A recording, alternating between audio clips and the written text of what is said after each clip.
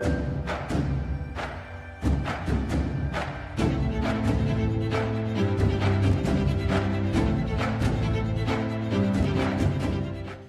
welcome Professor Mark Blaitt from Brown University, a professor of international economics and an expert in austerity and the euro. And we welcome you, Professor Blaitt, to the capital of austerity, Athens. The floor is yours. So, let me go back for a minute. 12 years ago, there was a crisis. And there are two stories about how this happened. Now, as we said before, is it malfeasance or is it stupidity? And I said, well, why choose? So I'm going to give you an example of this on a macro level. So there's a sort of official story of the crisis we can do very quickly. And then we'll fill in some of the details on what actually happened, which you have already said. Right? So we'll just do this as our setup. So here's the picture that matters. You may have seen this. This is the convergence in bond yields, what interest you get paid for holding a bond.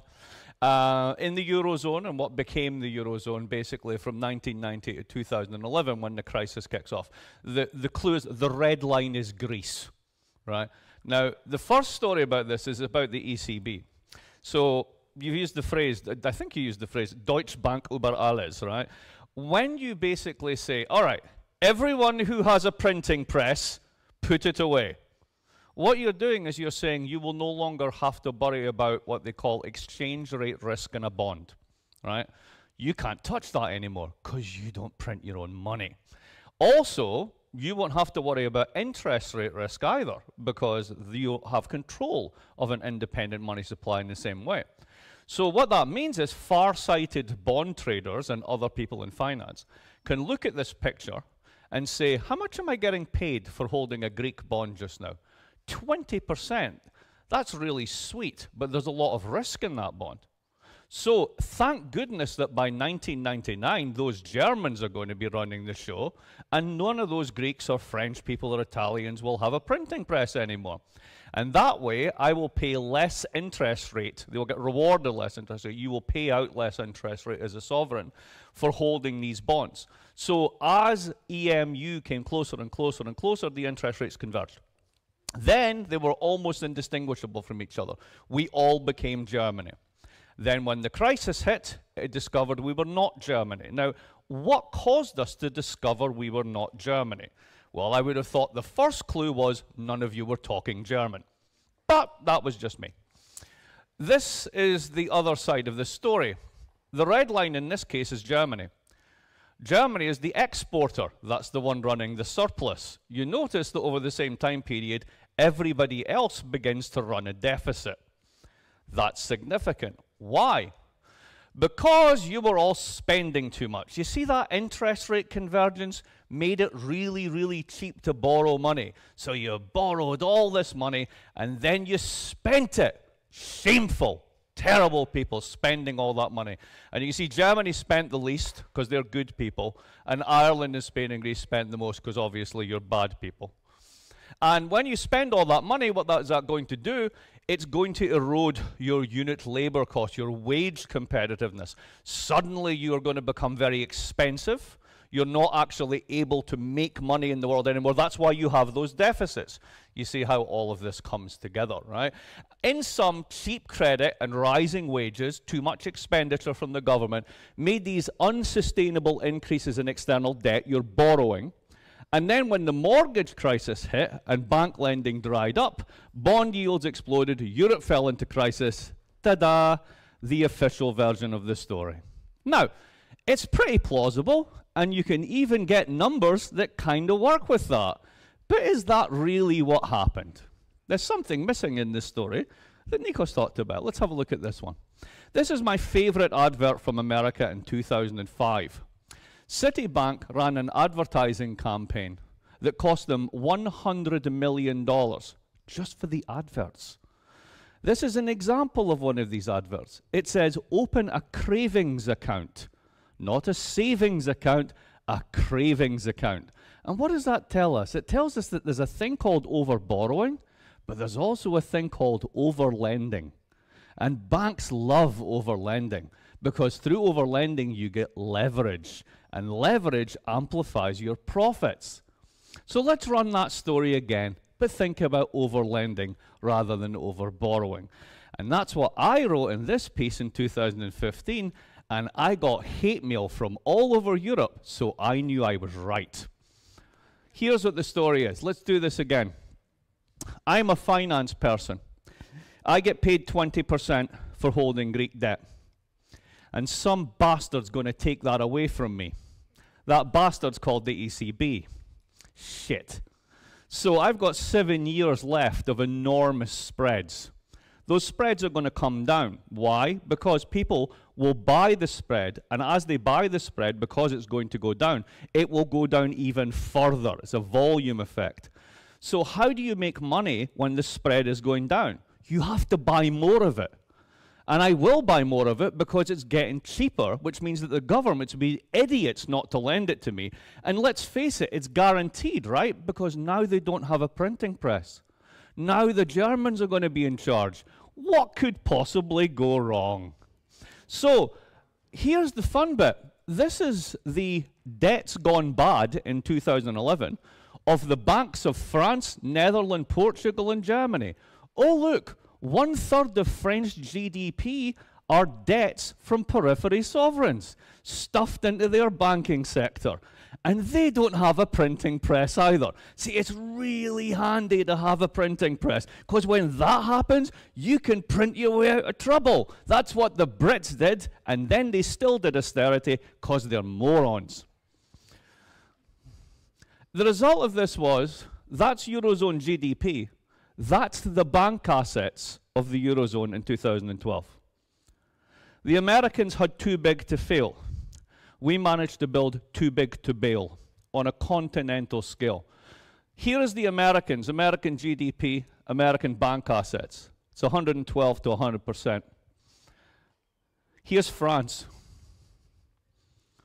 Yeah, that's what went wrong. So if you didn't bail that out, an asset footprint 4.3 times the French economy was about to come crashing down on a French sovereign that somehow thought it was a good idea to give away its printing press. So if you wanted to stop a bank run around the bond markets of Europe as everybody tried to sell their way out of us before the shitstorm hit, what would you have to do? Well, you'd have to bail out those banks. But you do that by pretending to bail out Greece. So the Greek bailouts, as you will record, was 110 billion in standby and loans in the first 3 years, followed by 20 billion from the IMF and 145 billion, which now sits in the ESM, in Luxembourg in a private company at an interest rate of 1.39%. 27 billion stayed in Greece, which means that over 200 billion went right through as a conduit and went straight back to BNP Paribas, went straight back to Deutsche Bank, went straight back to Commerzbank, and all the people who were over-lending to start with. We know this because by 2013, Greece was running a surplus. It had no need to borrow. Why were you giving it money? You were giving it money because it was a pipeline. The rest of the funds went through Greece, right back to the French and German banks who did the over-lending. Then you do austerity. Why? Because you have to stabilize those budgets. Because if you can't run a surplus when the whole economy is crashing, it's called a depression. Unfortunately, Alcina was mentioned, there was no confidence fairy. For those of you who forgot how insane this was, let me give you the short, non-technical summary of the expansionary austerity thesis. Imagine that you work in, let's say, Spain. You work in the private sector, your partner works in the public sector. You get instant laid off because you have a really shitty labor contract. But don't worry, my partner works in the public sector. Oops, along comes austerity. That partner now has 1/3 of their income left. I've just suffered the 60% income drop. But don't worry, you see, I have long-sighted expectations. Looking at the future value of taxes versus welfare transfers, I am able to calculate that just a few years from now, we will have an expansion which will make the crash worth it. Buoyed by this, I run out to IKEA and buy a couch, thereby ending the recession before it starts. That is literally the logic that the EU peddled for doing this stuff. Growth in real incomes fell. Then they decided to tighten it up with a six-pack. This continued to 2015. A weak recovery kicks in 2017. Now, what did this do to everyone? Let's push the story forward. This is a rather complex table. Forget the bits in brackets. I just want to explain. This is a thing called a growth models table. And what it does is it looks at whether a country's export sector or domestic economy is more powerful, in very crude terms, right? So if you do nothing but exports, by definition, you will have a small and weaker domestic economy. You want to keep prices and wages down. Welcome to Germany. Welcome to the northern exporters.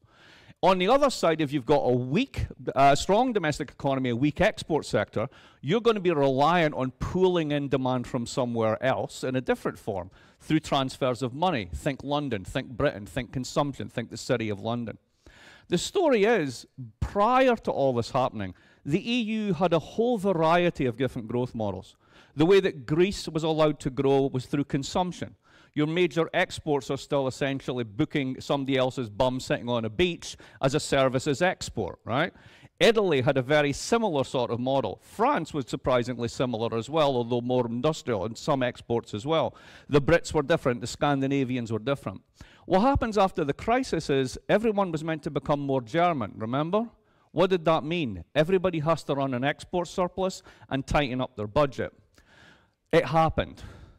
Everybody started running a surplus very, very quickly. Now, there's a thing in life called the fallacy of composition, right? The whole has to be different from the sum of the parts. And if you have a big financial crisis in East Asia in 1997, and the response of all of East Asia is, we're going to start running a surplus against the rest of the world, and then the EU does exactly the same thing, there's only 1/3 of the world left that's running the corresponding deficit. That's the Americans, that's the Brits, that's the consumption economies. So all the variety of different growth models in Europe, which made Europe very robust to shocks because you had different types of economies that could resist in different ways, got effectively reduced down to two. Germany and its export chain in Eastern Europe, a very similar model in the other frugal countries of the north. And then the south, and the south is locked because the south is driven by domestic consumption, but you're not allowed to use fiscal policy. You have to run a surplus. So after 2015, the Commission figured out this doesn't work.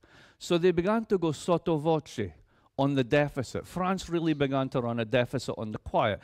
Italy began to run a deficit on the quiet. And the ECB, let's bring this back to the euro, starts to engage in massive programs of quantitative easing. Why? Because what you're doing is, remember those yields? You're keeping them down again because you haven't recovered, you've just suppressed. Greece, as you can see, is still driven by travel and tourism. It's not the best business model in the world, but it's not the worst. But it is one that is determined by two things, the real exchange rate and how effectively you can determine the level of consumption in the domestic economy. If those two things are constrained, as they are in the euro, then you will never file at full capacity, regardless of what your economy looks like. Once again, we're in a position, if everyone is running an export surplus, those exports have to be recycled. They can't go back into the domestic economy because they will cause prices and wages to go up, which we would all like, but it would be bad for the exports. So the exports have to find another destination. And what do we find? The north is running an export surplus. The south, once again, still isn't because of these constraints. It's locked in. It's very hard to get out of this. Now, we had COVID and all the spending, and there was going to be the new Hamiltonian moment, which I got confused by because I thought Hamilton was a musical. I never quite understood this. But anyway, apparently we're going to have a musical, and the musical was going to change everything. Come on, that's a joke, folks. Come on, let's lighten up a bit.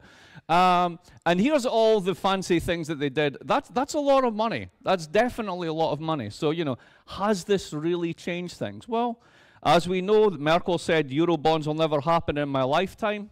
They still haven't. We've got this. Is this a Eurobond? We're not sure. Half the money that's been assigned hasn't actually been spent or given out. So we're still a little bit unclear about this.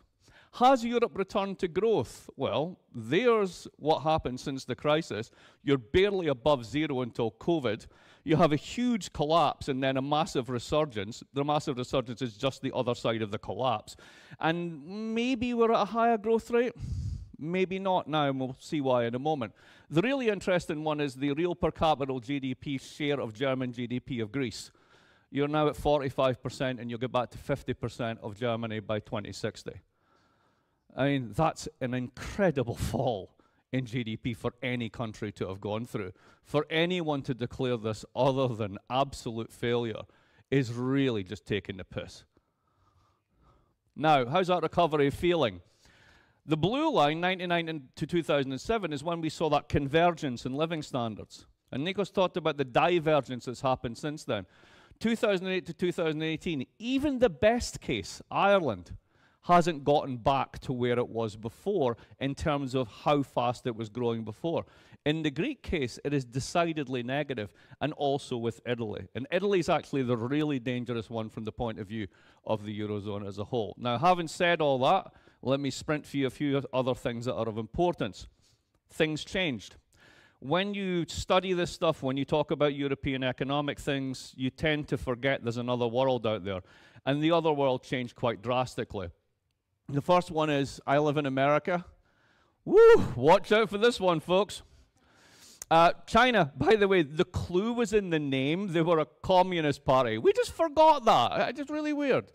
The EU gets caught in the middle of all this stuff, and the key idea I want to talk about is a little bit to do with climate change, the distributional politics of climate. So let's start here. Here's a very simple way to think about American politics that people don't do enough of. The bottom map is the Trump electoral map. The top map is the states that produce the most carbon. It's not a perfect fit, but it's pretty close. What happened was in 1971, 1 in 5 jobs in America was in autos and 1 in 3 in related industries. It's a carbon economy. Oil shocks in the 70s and the shift to services in the 1980s basically residualized these carbon assets in particular states. You can run from Alaska to the Dakotas, through Oklahoma, down to East Texas, along to Louisiana, straight up to West Virginia. I call it America's crooked carbon smile, and it's every state is hardcore Republican. So US political polarization is really a climate transition trust game among states. And the people who are carbon heavy do not trust the blue states on the coast to bail them out. And for good reason, because I wouldn't trust them either.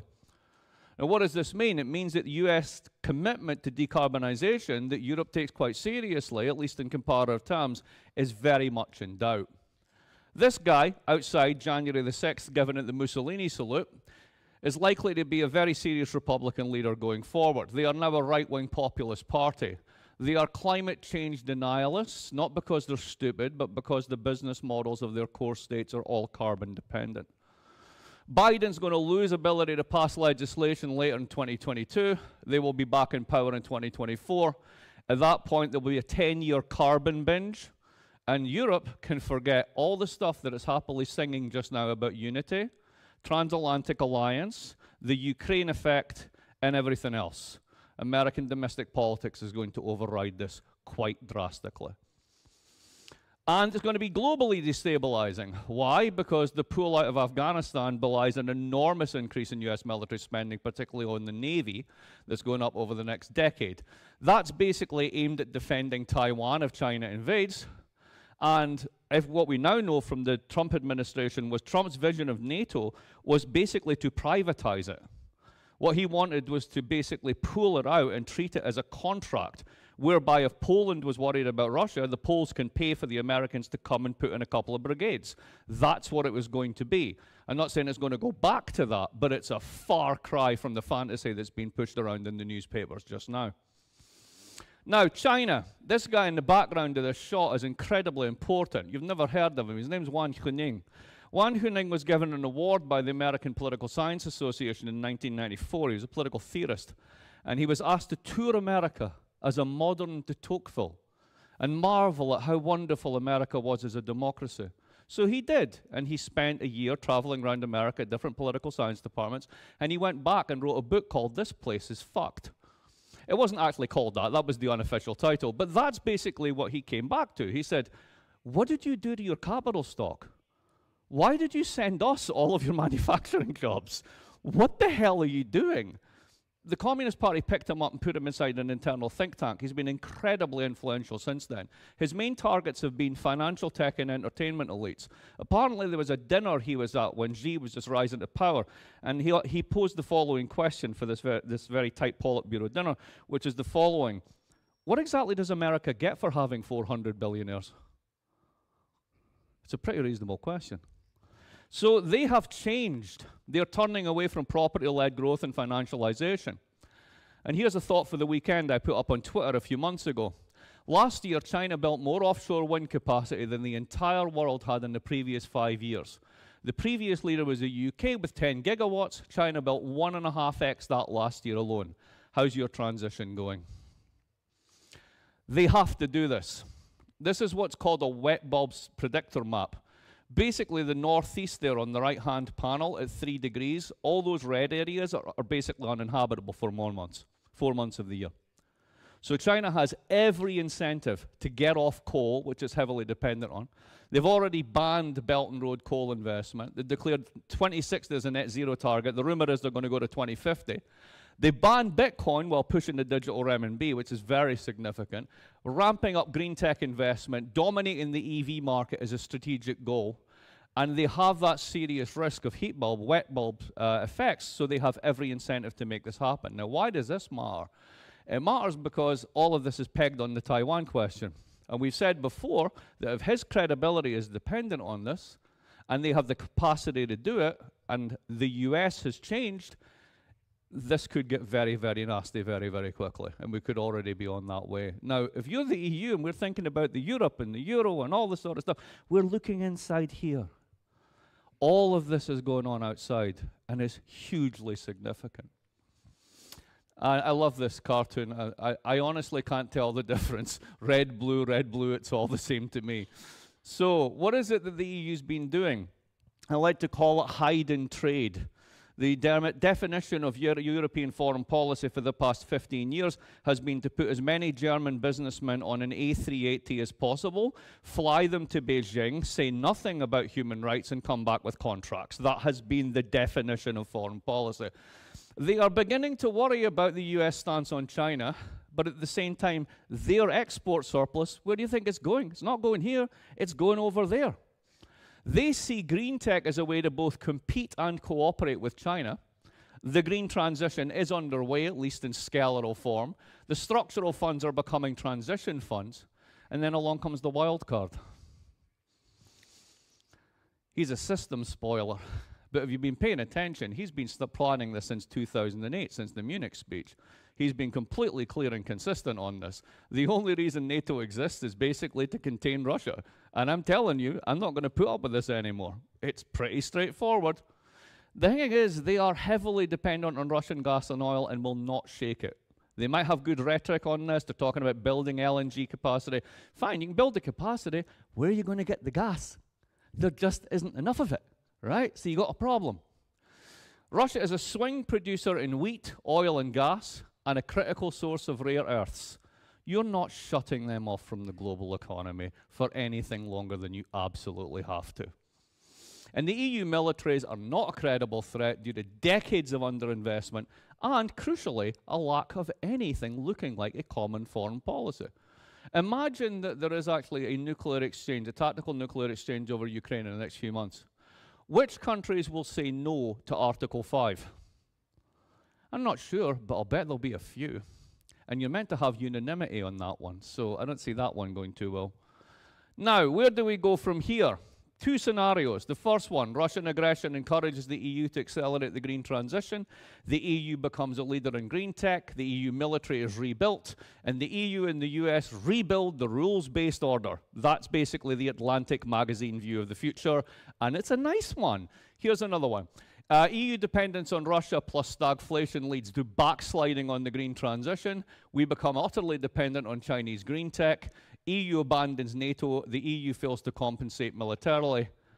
What happens to the euro then? So let's bring the euro back into the conversation. The euro, or the ECB, is what I like to call, I'm not the only one who's called it this, a leader of last resort.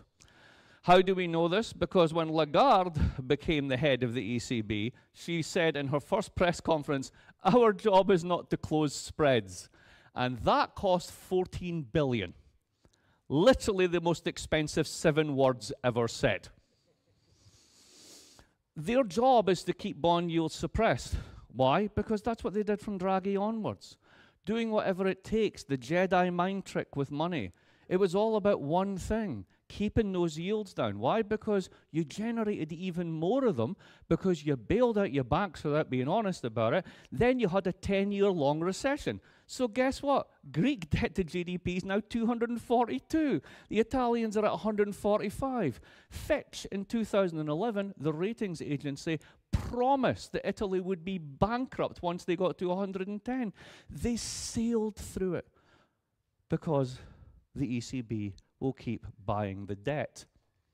The problem is, if it's not your job to close spreads, what is your job? That is exactly your job. And the problem is, if Europe recovers, they're not allowed to buy Italy's bonds. And Italy hasn't grown in 20-odd years. So if your economy is shrinking, your debt must be growing, the ECB is not allowed to buy your bonds anymore. What has to happen to Italian interest rate payments? Whoops! So the ECB has to come back in and start buying the bonds. They can't get out of it. They're trapped. The leadership, that leadership by the ECB in eternal yield suppression is still contingent upon exports. We're still doing it. And the problem is, let's bring in the geopolitics. China wants to make their own stuff. They don't want to be their export hub. They're not going to buy your green tech. They're going to make their own stuff. The US is rediscovering decoupling and tariffs. Geopolitics makes domestic consumption more attractive, but you are running an export surplus against the rest of the world. So you cannot take the money you earn and put it in your domestic economy and consume more because it will make your exports more expensive. So you have a business model problem at the same time that you have a structural finance problem. And the EU rules can't be changed to allow the euro to internationalize to accommodate that because it would blow up the export model. And above all else, that's the red line for the Germans. It's not anything in Ukraine. So you have a double Hotel California problem. You can check in, but you can't check out. The ECB is the check-in agent. Welcome to the Hotel California. Please hand over your bonds. I'll keep them liquid forever, but you can't leave. You can't get out of this one. You can check in, but you can't check out. The only way you can check out, unless you have something really clever like a digital currency system, maybe we'll hear about that shortly, I don't know. But the traditional view of this is that you'll have capital flight throughout the single market. If you have, for example, Italy tries to get out, any Italian doesn't have rocks in their head is going to open a German bank account. All those Italian euros suddenly become German euros. You have huge imbalances in the system and this weird thing called Target 2. The central banks can't compensate. The whole system falls down. That's the standard story. But you can also change the rooms in the hotel. And what I mean by that is you could, if you had enough political foresight, see these problems coming and adapt to them. If China's not going to play ball and be your export markets, if you're not going to declare some kind of wonderful victory for democracy in Ukraine over the long run, if you're strategically dependent on people you don't happen to like, the smart thing to do is to admit it. And what does that also mean? It means getting off of exports. It means the end of deficit fetishism. It means the need for a common debt instrument well beyond the next jet fund. So what is the future for the next 20 years? Can't become a global currency because it's addicted to exports. Still generating its own risks that meet constant yield suppression, the Hotel California problem for the ECB. We still have very incomplete institutions, still trying to make one-size-fits-all policy. Everybody should become a bit more German. And what we desperately need to do is recognize that not just the South, that all of Europe in the world going forward is going to be reliant upon domestic consumption. And domestic consumption for a properly integrated Eurozone is 440 million people. It's bigger than the US, for goodness sake. If it was actually done properly, it could be kind of amazing. Yet we seem to have, through a combination of malfeasance, short-sightedness, stupidity, dumb luck, and a lack of paying attention to what's going on outside, a set of people who just don't see these as problems. we'll see how it ends up. Thank you.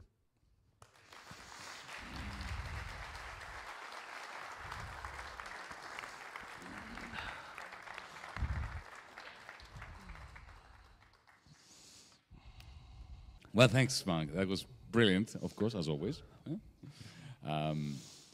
You see why we invited him. He's not only brilliant, but he's very entertaining too. Although you didn't laugh at 3 obvious jokes, so I'm worried about the state of this country. See, they were reading the subtitles when they were watching Shrek. I know. That's So. it. Okay, so Nico, do you want to start with a comment before I comment, before he responds, before we pass the microphone to the floor?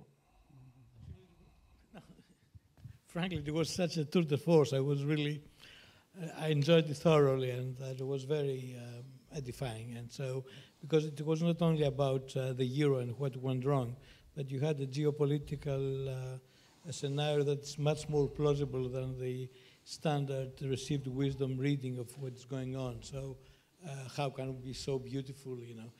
And of course, things are not as they seem. So not really. I don't have a comment, or I have to let it Okay. Go on. Everything you said stands. I just want to add a wrinkle to the whole thing. One great advantage of the euro is that it makes any possibility of a wealth transfer from the haves to the have-nots impossible. Mm-hmm. It's not that liberal democracies have had many events of such a transfer, but 1933, Roosevelt did it, Willy Brandt did it in the late 1960s, early 1970s in Germany, Bruno Kreisky a little bit in Austria, maybe Harold Wilson to some extent in Britain. Papandreou had a go just for 2 or 3 years. The euro makes it absolutely impossible, even for Germany. Mm-hmm. Germany has a few more degrees of freedom in that regard, but once you lose the monetary policy tools, all the developments and dynamics, the financial sector developments, are pushing governments against fiscal constraints. Mm-hmm. So they lose fiscal policy levers as well. So suddenly, democracy is banned. Mm-hmm. If you are an oligarch, the euro architecture is a wet dream. Mm-hmm. It's a dream come true. So this is going back to a discussion we had earlier. It's not that the people in the know do not know this. They peddle the official story. Yeah. But they do know all this. From my experience, people like Draghi, and maybe Draghi. All 3 of them. Yeah, all 3 of them understood that, right? But the political system in every country, you see, one question that your talk leaves in abeyance is, okay, well, if the German business model is so embedded in the German ruling class's mindset and it buggers up everything else, why can't there be an Italian, Spanish, Irish, Greek rebellion? Mm-hmm. The answer is that if you are a Greek oligarch, an Italian oligarch, a Spaniard in the money, you don't want to do away with this model because the Troika, call them what you might, will always come to your aid. They will not come to your country's aid. The Troika will always look after you. And together, those oligarchs and the Troika will continue the maintenance of the German business model against all rationality. I think that, So just to clarify though, so everyone is on the same page, are you saying that the lack of ability to meaningfully redistribute comes from the lack of policy tools or the business model, the deeper one, which is to say, if you are focusing on doing exports, then you have to suppress wages and you have to do consumption. So you have an interest in not redistributing, or are you actually saying the architecture means you can't redistribute even if you want to? Both. Right. Because if you think about it, the architecture, okay, what does the architecture do? The moment you bring, you bind together the drachma and the Deutschmark, right? You create a tsunami of lending, as you put it, from Frankfurt to Athens. This creates bubbles. It creates a false sense of having arrived, of convergence. The bubble bursts. It's just completely deterministic. The bubble bursts, then either you have a Grexit, or you have what we had, which is austerity, which is wage suppression. The wage suppression here then spreads to Germany via Ireland, via France. So you have austerity everywhere, and that is completely functional to the business model. So the architecture and the business model are one and the same thing. So even countries outside of the Eurozone don't escape this in a different way, even if they're the consumption ones. Think about the discussions that you hear now about inflation. So simultaneously, there's always two stories. The first one is, well, we have to worry about this because people who are poor, the bottom 40, 60% of the income distribution, they're the ones that suffer the most from rising prices. Parentheses, because their wages are so low, close. Therefore, we need to raise interest rates to get rid of inflation. In other words, the people who are the most credit constrained, but also pay the most for credit, now have to pay more for credit so that they can pay less for everything else? Parenthesis. That doesn't make much sense the minute you begin to think about it, unless you think about it from the same point of view. What is the ultimate function of all of these architectures? It's wealth preservation. The particular language of central banking calls it price stability, but we should call it what it actually is, wealth preservation. I do like the line, I forget who said it might have been Warren Mosler. I'm MMT sympathetic, but I'm not fully in the camp. But I think it was Warren Mosler who said that increasing interest rates is UBI for the already rich. And it's a very simple way of thinking about how that architecture constrains, not just in the euro, but right across the world. A question. Your analysis of why the European Central Bank cannot afford to wind down its money printing is clear. There's no doubt about it. I have a feeling that the same thing applies to the Federal Reserve in the United States.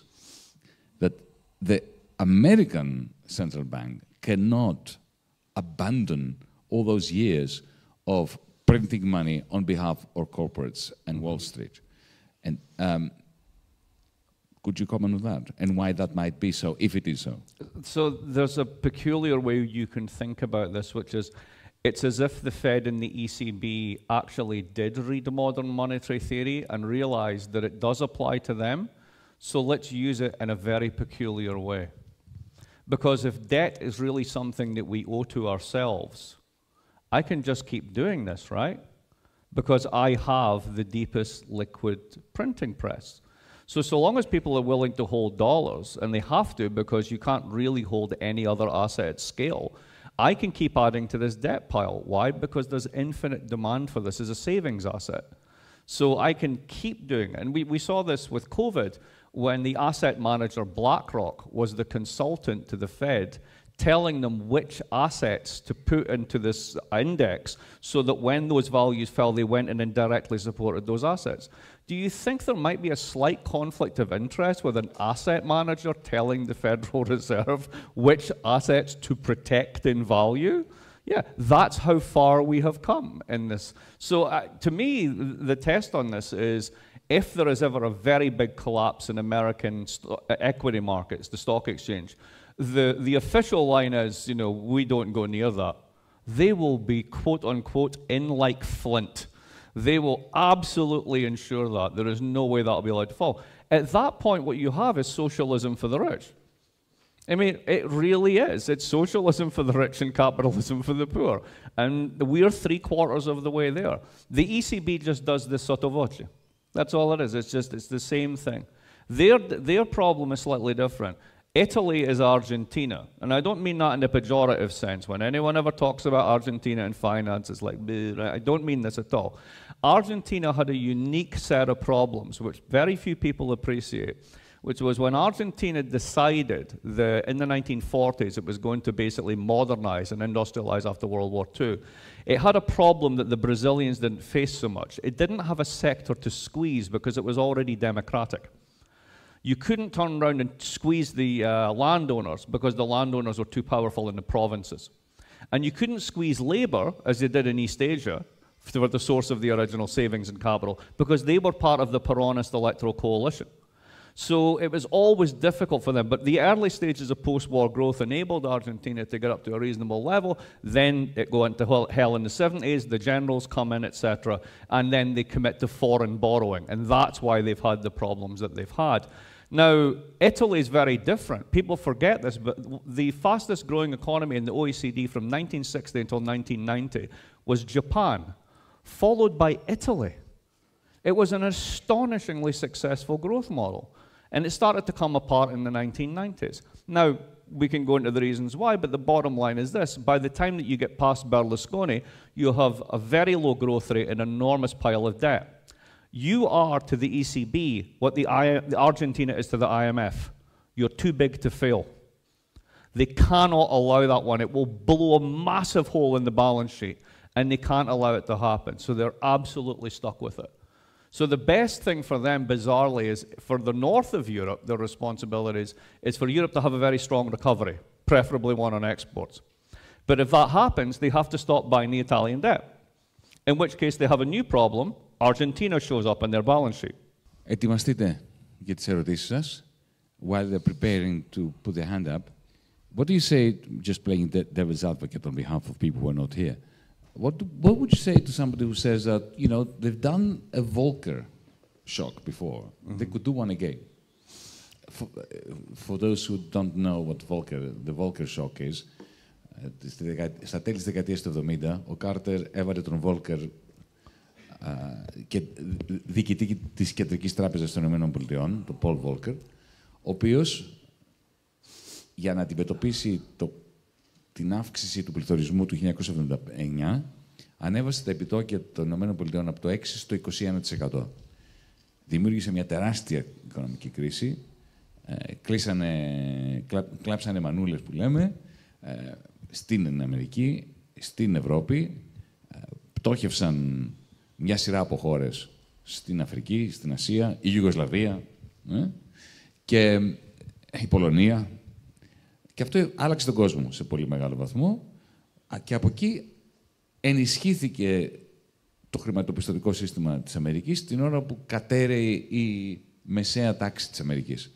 Okay, I just explained the Volcker shock. Fine. Και το ερώτημα που του θέτω είναι και ποιος μας λέει ότι δεν θα δημιουργήσουν ένα νέο Volcker shock. So the Volcker shock wasn't just about interest rates. The Volcker shock was also about financial deregulation, although that happened in Congress. Once you allow banks to integrate on the scale of the United States and you remove capital controls, as Britain and the United States did, it's almost simultaneously in 78 and 79, you begin a process of financial globalization. This is very important for the disinflation story of Volcker, because it's not only causing this burnout of domestic capital by making money very expensive, you're allowing money to go offshore to find a return elsewhere. At the same time, you're beginning to globally integrate labor markets. So all of the inflationary pressures going out these very different pipes, things deflate. Now, here's your problem. 30 years later, you've globally integrated capital markets to the extent you have one big global capital market. And when you suppress yields through quantitative easing, when you push down the interest rates to encourage recovery, that money goes somewhere else. And it goes everywhere else. It goes to Brazil, who saw their exchange rates rising. It goes to Turkey, where they've had this.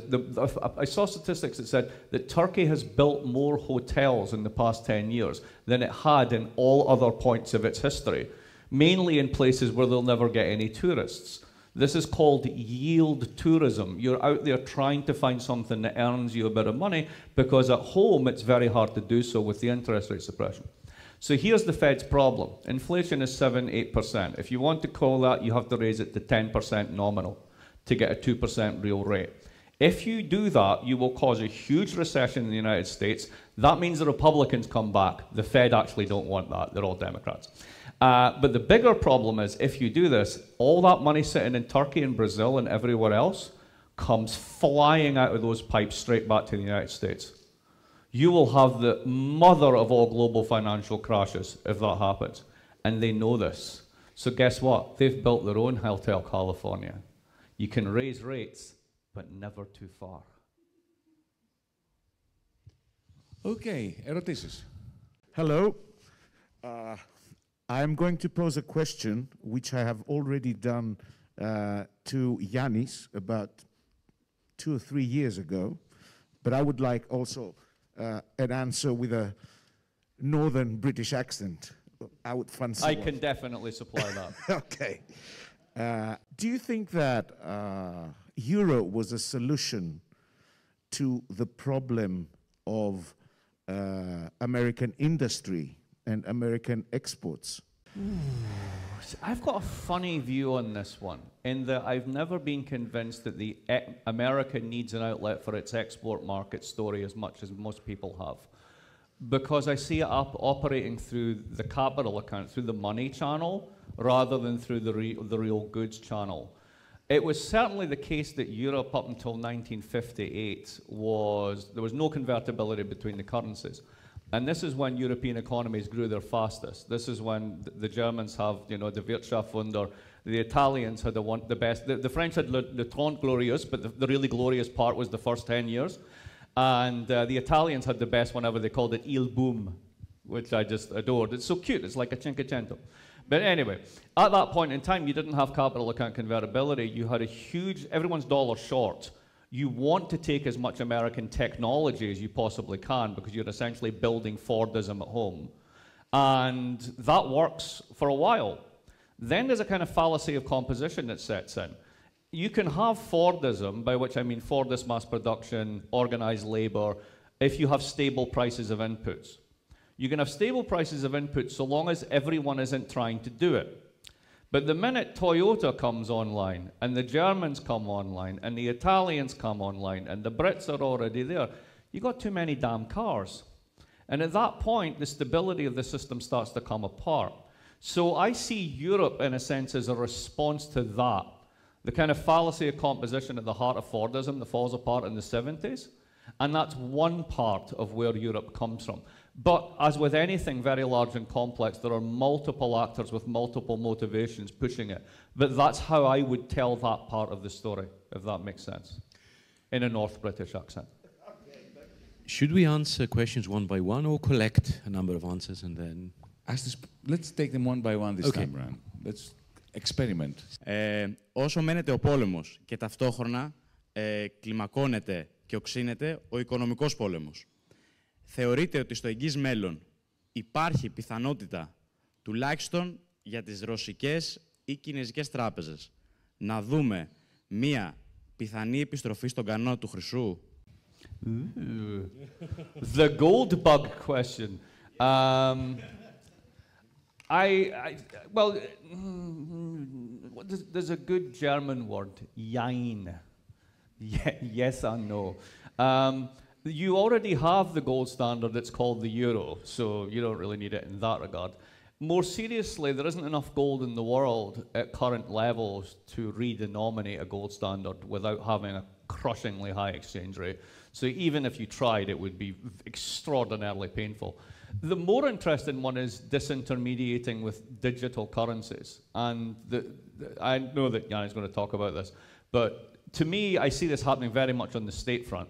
There is absolutely no reason why you need to go through dollars if you're doing bilateral trade. It's stupid. It's stupidville, right? Blockchain exists. Nobody knows what to do with it. This might be it, right? You can try that. You can see how it goes. Where I think there's a limit on this, and I mentioned this earlier, is at the end of all these transactions in the private sector, you need to have something to bank into.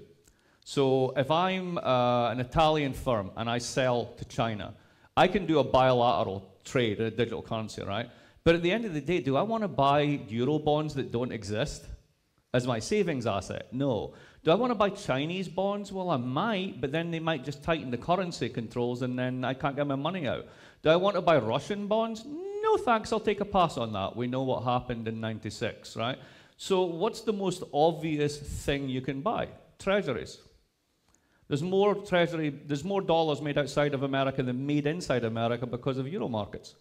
So long as you don't have something of that deepness and size and liquidity to bank into, if you will, an alternative. Digital is good for transactions, but it's too volatile. You're stuck in a sense with the dollar, and that's the ace in the hole for the Americans. That's why you won't go to gold or do anything else, I think. Let me get into this, because we had this conversation last night over dinner. So I'll repeat here what I said in response to exactly the same point. It's not contrary to what Mark said, it's additional to it. He's absolutely right. In the end, no currency can challenge the exorbitant privilege, the reserve currency status of the dollar, unless you have a form of debt which is solid, safe, and goes along with it. This is the reason why the euro will never be, or cannot be at the moment, given its architecture, a serious challenger to the dollar. Because if you're selling lots and lots of stuff to wherever, from Germany, right? Where do you put it? Right. Exactly as Mark said. But the digital one is offering a very cheap system of payments, of transactions, which is not under the threat that recently the United States made real vis-a-vis Russia. So there are many countries in the global south who are shit scared of what the Americans did to Russia happening to them. They have a lot of exchanges, trade with the Chinese, who have a lot of trades with the Russians, because the Russians do produce, as Mark put up on the screen, a lot of the things that China needs: rare earths, military technology, and of course energy. Yeah, let's not forget energy, oil and gas and stuff. So the digital one is becoming a clear and rising, not threat to the dollar, but addendum to the dollar. The moment of truth will come, this is what I said to you last night, when China develops a relationship with countries like Vietnam, perhaps, like in Africa, I don't know where, Pakistan maybe, where those countries play for China the role that Europe has been playing for the United States for the last 70 years or so. Then China can allow itself to drift into being a deficit country. And once it is a deficit country, it will be borrowing. And once it's borrowing, there will be a safe asset, and they will need to borrow, so it will be a safe asset. And that's what, that's a scenario. But gold, forget about gold. Even the gold standard was not based on gold. It was a fiction. Θα ήθελα να ρωτήσω, να επαναλάβω αυτό που ρώτησα και πριν, αλλά μάλλον δεν απαντήθηκε, δεν πειράζει. Μια και πάνω κάτω συμφωνούμε πολιτικά στο τι θέλουμε να κάνουμε, τι πρέπει να γίνει, να αλλάξουμε τον τρόπο που σκέφτονται οι πολιτικοί μας και οι οικονομίες, και θέλουμε να βγούμε στους δρόμους, να πείσουμε κι άλλο κόσμο. Το ερώτημα είναι ότι όταν του μιλάμε και μας πει ότι ναι, έχετε δίκιο, αλλά πότε θα δούμε κάτι να αλλάζει. Πώς μπορούμε να του πούμε ότι, ξέρεις, από τη στιγμή που θα βρεθούμε, θα τα πούμε και θα περάσει το δικό μας, πότε θα μπορέσει να αισθανθεί κάποιος ότι μάλλον πάμε καλύτερα αντί για να πάμε χειρότερα. Δηλαδή, όχι πότε θα καταλήξουμε να φτάσουμε στο τελικό αποτέλεσμα, αλλά πότε θα αρχίσει να βλέπει ότι κάνοντας αυτό που αποφασίσαμε, να αλλάξουμε πορεία, θα δει φως στο τούνελ. Πόσο σύντομα μπορεί να γίνει αυτό? The light at the end of the tunnel. It depends how far back in the tunnel you are. And we're all at different stages of the tunnel. The problem is that we've developed societies where 80% of everything is effectively owned and controlled by 20% of the population. And as far as they're concerned, they're already out of the tunnel.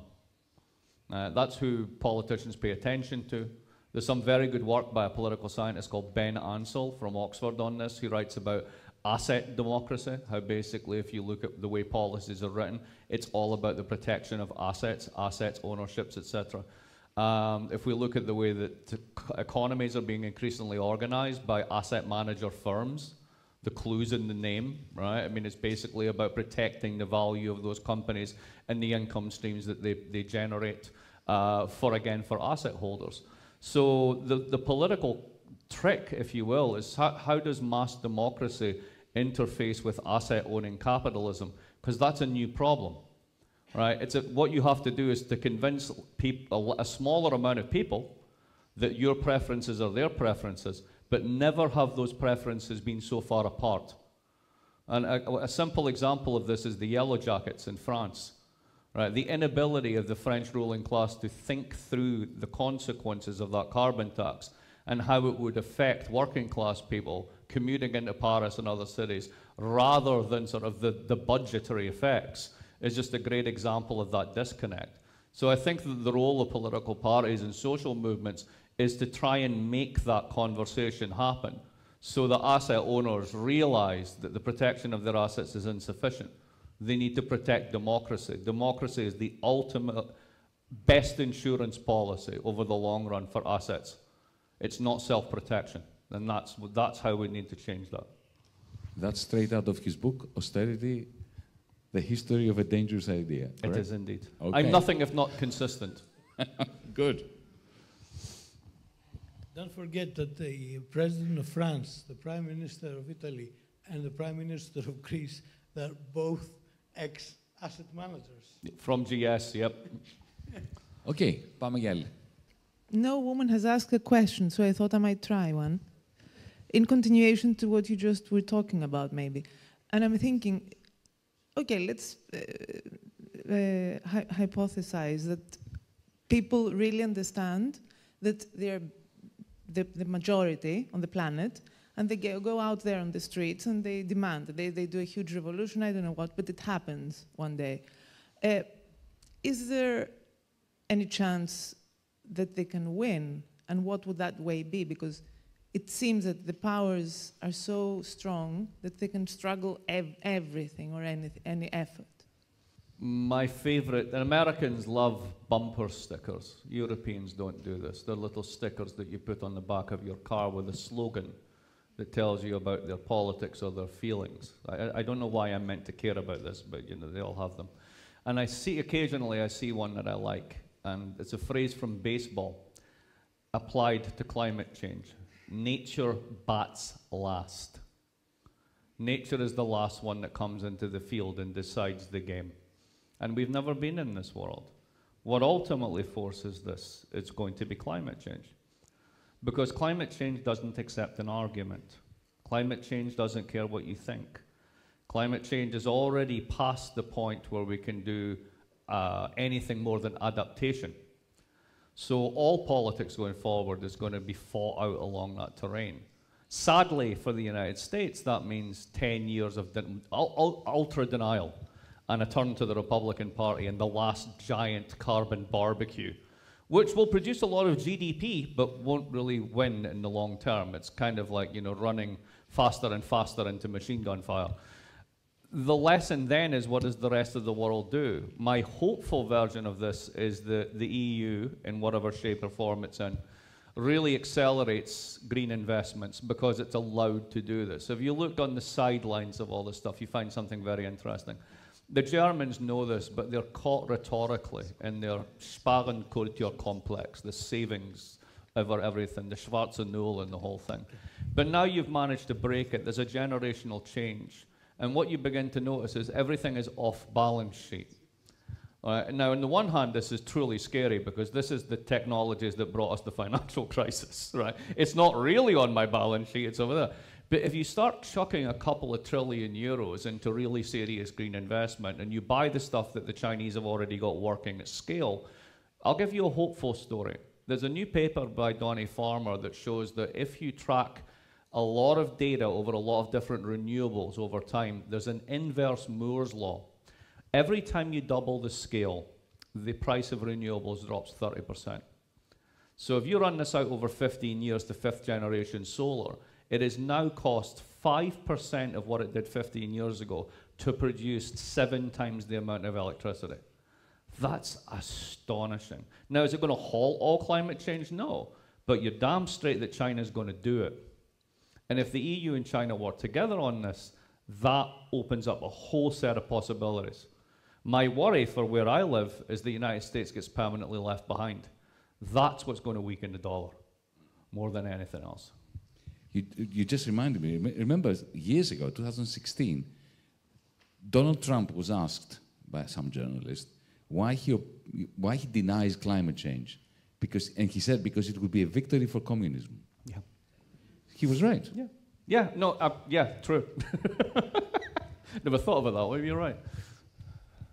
So you mentioned earlier a blockchain. Yes. Do you think blockchain will be a solution for Europe's crisis and under which conditions, especially taking in mind of this actual political and financial nomenclatura that rules Europe? I'm going to pass much of this over to a true expert on this. I have a cynical view of blockchain. Blockchain is a bit like universal basic income. It's a really great idea that people get super excited about, and we're just waiting for one successful test case to show that it works. Right? So I think that it's there. I think it could be used. There are pretty good suggestions out there for how it could be used. Is it going to transform it? I think there's a simple limit, to go back to your question about how you mobilize on this. How do we do things, right? If you have to explain to someone that it's money, it's not money. If you have to have half a computer science degree to understand the thing that's going to make a difference in politics, it's probably not going to work. So if we can figure out a way of making digital technologies work in a very simple, common sense way that makes a difference in the lives of people, then they matter. But until we do that, it's kind of a digital UBI. It's a great idea waiting for a problem to solve. Since I'm going, επειδή εγώ θα απαντήσω στην ομιλία μου πάνω σε αυτό, δεν θα πω οτιδήποτε άλλο, πάμε σε επόμενη ερώτηση. So this has been already partially answered, but in your opinion, how would the Eurobond affect the current state of the Eurozone from a more economic perspective? How would the Euro what? How would the Eurobond change the current state of the Euro and Europe? Right, right. Well, it would presume a political organization of Europe that accepts risk and burden sharing and distribution of risk and burden sharing that currently doesn't exist. So in a sense, it would be like having a successful blockchain, right? It would be the end of the process. I think part of the problem is that, particularly because it's such a technocratic situation, that for a long time that conversation has been dominated by economists who think, oh, well, if we just have this bond, then the politics will sort itself out. And it's like, no, you need to sort out the politics, then you'll get the bond. Right, so I think that's how you have to look at it. Hence why you're not going to get from the pandemic special arrangement fund to a bond. Like, it just doesn't automatically follow that way. There has to be the will to burden share. And again, to go back to what you were saying, you know, we kind of forget this, right? But the discourse of build, I mean, holy crap! I mean, it was awful. It was truly awful.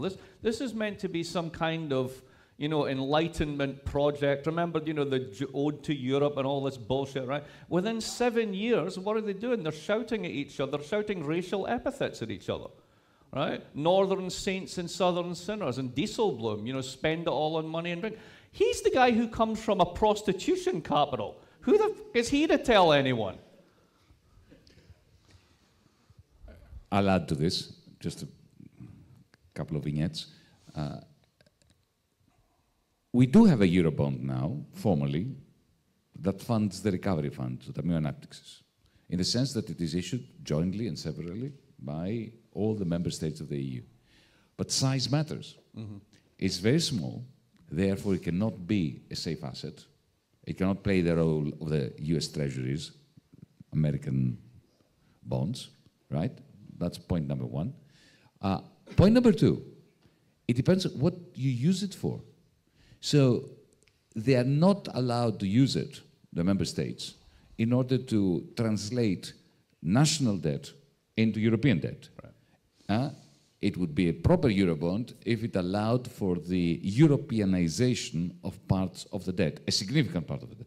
Not 1 euro will be Europeanized of existing nation state. And thirdly, the way that they designed it, it is as if it was designed, it was conceived of as a way to destroy Europe. Let me explain why. Remember how it happened? June 2020, they sat around the table, they said, okay, how much money are we going to borrow together? 750. How many of those billions will Italy take? So many. Greece? So many. France? So many. Before they knew what the effect, the impact of the crisis would be on every country. Mm-hmm. And then they gave this money to individual member state governments to spread it around to their mates. So in the end, we created a macroeconomically insignificant Eurobond in order to transfer money from poor German workers to Greek and Italian oligarchs. This is what you do if you want to destroy Europe, and to make sure that there will not be a Eurobond. Mm-hmm. I don't know whether you agree. It would be hard to disagree with that. The only thing I'd say is I have this abiding image of all human nature, which I got from reading The Guardian once. And it's I hope you only read The Guardian once. Just once. But it's this picture that the Guardian readers tend to have of Americans, which is on the one hand, it's 300 million gun-holding, religious, bigots, racists, who weigh 500 pounds each lying on a couch with the IQ of a turtle. On the other hand, it's the most Machiavellian foreign policy apparatus the world has ever seen, which has ceaselessly executed every single thing that's ever happened in the world exactly according to its plan. You can't have both, right? Pick one. Or put them together and you end up with a bit of a mess. And sometimes they get what they want, and sometimes there's a reason the British call them caught in the act, which is their nickname for the CIA. I think that that's true as a consequence, but I don't think it was how it started as a cause. It's not to say that there weren't people there involved who thought, oh, this is a good one. Oh, I'm sure there were. But in the end, that's how it turned out. That's it, yeah. So but the other thing, they haven't spent most of it. I mean, that's the thing that's incredible about it. After all this time, you're out of COVID and you haven't spent most of the funds yet. Sure. And one very last question, which would that be? He has had his hand up from the start. Sorry? Mr. Blueshirt has had his hand up from the very beginning. Thank you. You partly answered my question, but I will still like to make it. I recently heard in the news that ESB is preparing to launch a digital coin called e-euro. What are your thoughts about it? Again, I missed this one. I heard it. He heard that the European Central Bank is about to launch a digital euro. Oh, the digital euro. What do you think about it? Right. This is all about Facebook, believe it or not.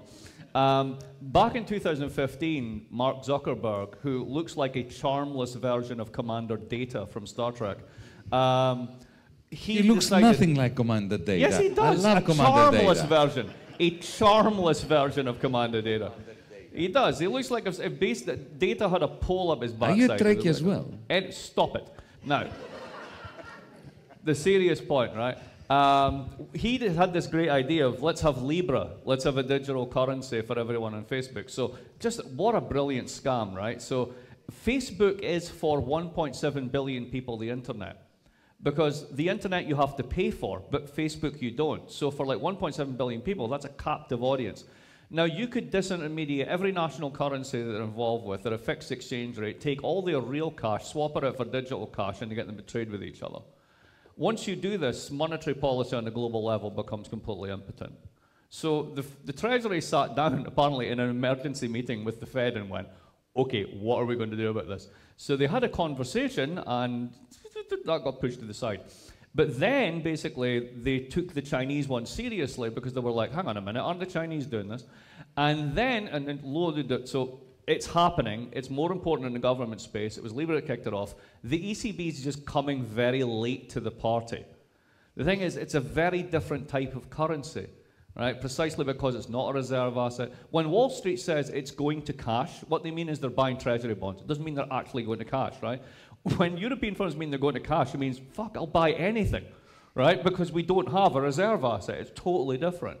So would that change if they had a digital euro? No, it's precisely the same very restrictive mechanism. It's not as if you're going to magic up an extra trillion in liquidity. Now, given that it's based on a blockchain, if you had individual accounts, you could do that if you wanted to, but they just don't want to. So I think that everything's a reaction to Libra. The Chinese one is serious. The Feds want to be serious, but it's primarily defensive, and they don't know what to do politically because they don't think they can get away with it. And the Euro one, I just don't think is serious. That's my right. I'll just add my own explanation of why they are not serious about it. It's not that they don't want to. I have inside information which tells me that they are very keen to do it. But they have a constraint that the Chinese central bank doesn't have.